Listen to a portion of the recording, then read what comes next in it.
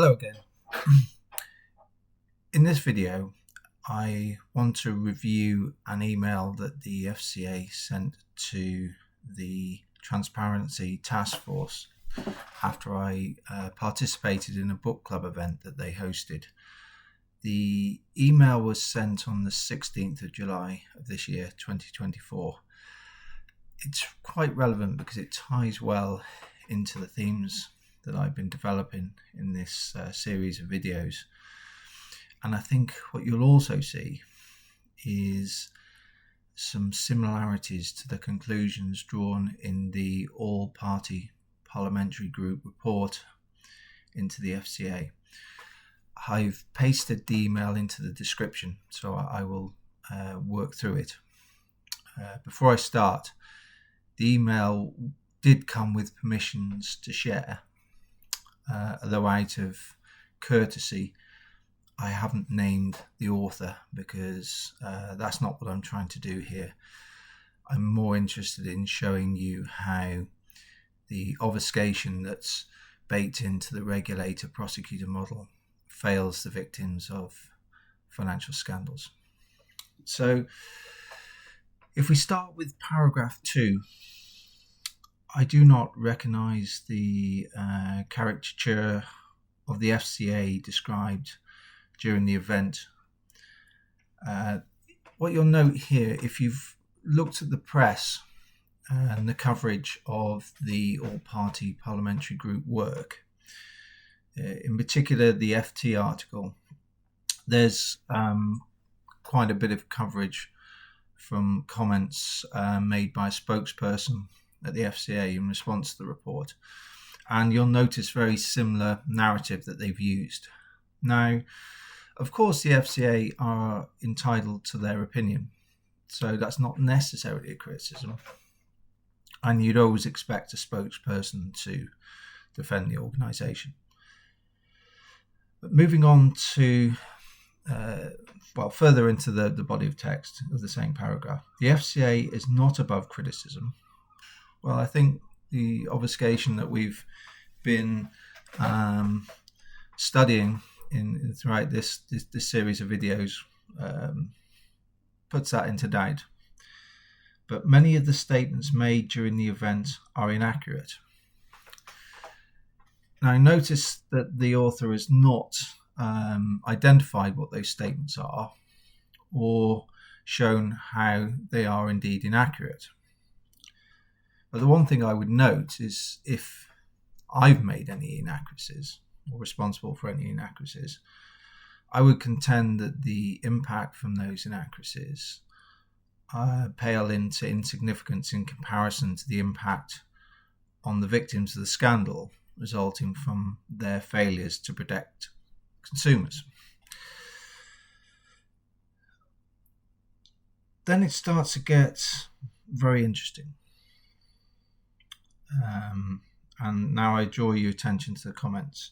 We have attempted to engage with Mr Stockdale to assist us in our investigation, but he has chosen not to cooperate with us.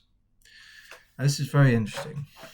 Now, I want to take you back to the previous video when I identified methods of coercion they use in the context of myself as a whistleblower. And it's quite similar to the allegations of bullying made in the all-party parliamentary group work. Now, they kind of use like a pincer method of coercion, and it's based around prejudice to the investigation and cooperation. So, for instance, I made it very clear to them that I was unhappy with working with a regulator in a legal context. I was always happy to provide intelligence to them. But working with them in a legal context, when that regulator stroke prosecutor had misled the public in the expediency of its actions in protecting consumers. And in my compelled interview, I said that I did intend to make further inquiries in the extent of the failings and the impact this had on consumers. And I received veiled threats in that context of prejudice, the investigation. Now, cooperation is the next one, but it should also be noted that the FCA have been invited by myself and I believe victims of the WealthTek scandal to apologise for the do the right thing speech and subsequent narrative, which has misled the public on the expediency of their actions. And I've in emails 2 and 3, videos 2 and 3, I've pasted in extracts from emails which prove their failings. Now, they've chosen not to do so, and my benchmark has always been, and I made this point in the quotes I gave to Charlotte Gifford in the Telegraph article, that the welfare of the victims always has to come first, and that has to come above preserving the reputation of the regulator.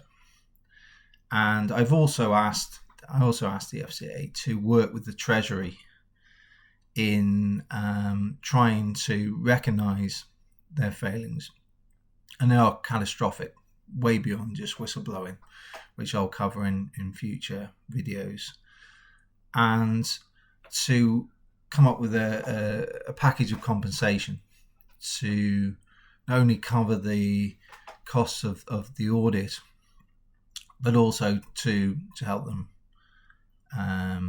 receive back some of the money that they've lost. And that's always been refused. Now, and that was also reiterated by the Transparency Task Force. They said, in essence, that if I saw that apology, I saw that there was erstwhile assistance being prepared for the victims, then we could have a narrative. There's no problem. That's always stood. Now, on the matter of cooperation, in the book Lost to the Races, I addressed the issue around lethargy of the investigation, and there were a few points. One being it took an article by the Times, which I think was published at the end of August 2023, before any investigators even contacted me. So that's several months after the investigation begun. And prior to this article being published, the investigators didn't even know that I was a whistleblower. And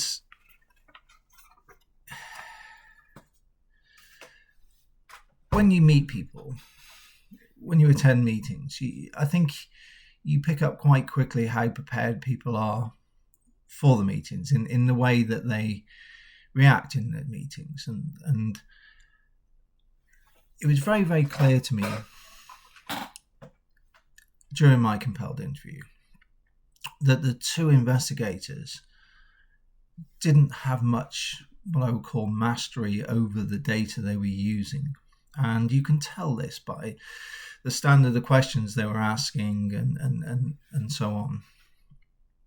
And also the duration of the data that they were using indicated to me that they didn't have a particularly deep understanding of the extent of the problem. So I worked with them to the best of my ability. I provided them with a lot of more additional information, both during the interview and afterwards, because I wanted to re-engineer their thought process so they would get onto the right track. And they thanked me for that, and that's easy to prove. I have emails to that effect.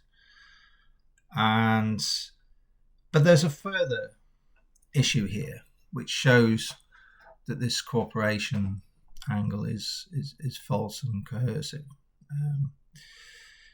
Now, a person outside of the investigation contacted me. It was in regards to the book Lost to the Races, and it was very clear that this person would be relevant to the investigation. So a former associate and I directed her to one of the investigators. So again, this doesn't sound like non-cooperation, does it? And now, again, I'll develop this further, because if this investigator, and again, I'm not naming him, because again, I've made it clear I'm not trying to be vexatious, really. In that context, I'm just trying to draw attention to the failings of the model. So if this investigator had followed the advice that I provided in July 2021, which you'll be able to see pasted in video 2, the description, to audit the cash flows between the regulated entity and John's associated LLPs, and this advice was reiterated during the interview, compelled interview, and afterwards, with only a little bit of intuition, that investigator would have found the person that came to me. So I can confidently say that this aspect of the email that they sent to the Transparency Task Force is dishonest. And again, I would link this to the conclusions drawn by the all-party parliamentary group. It's a theme that they picked up: dishonesty and attempts to bullying. Now, I'm not concerned about bullying. I'm not trying to elicit sympathy at all. If anything, it's just made me more dogged. But it's a very worrying trend.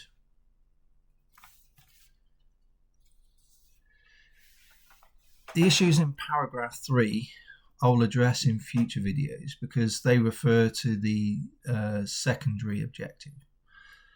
But I would only note that at this stage, without a shadow of doubt, the FCA did fail to protect consumers, and I've proven that in the earlier videos. I would now like to draw your attention to paragraph 7. Here we see both time zero and prejudice the investigation.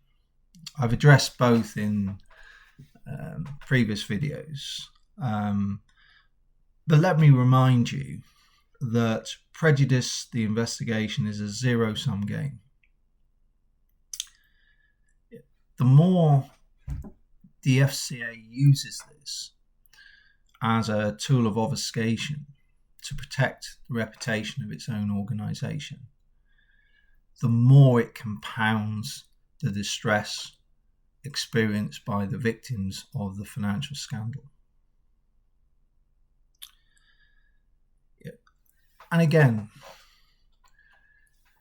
should the allegations that are made be proven, what I mean by that is that client assets were misused for personal pleasure and gain, without doubt, that is a criminal offence, a very, very serious one too. And regardless of whether the regulator was on point or not, and I would most strongly argue were not, there were no excuses whatsoever for that conduct. So prejudice the investigation, in my mind, is purely a tool of obfuscation.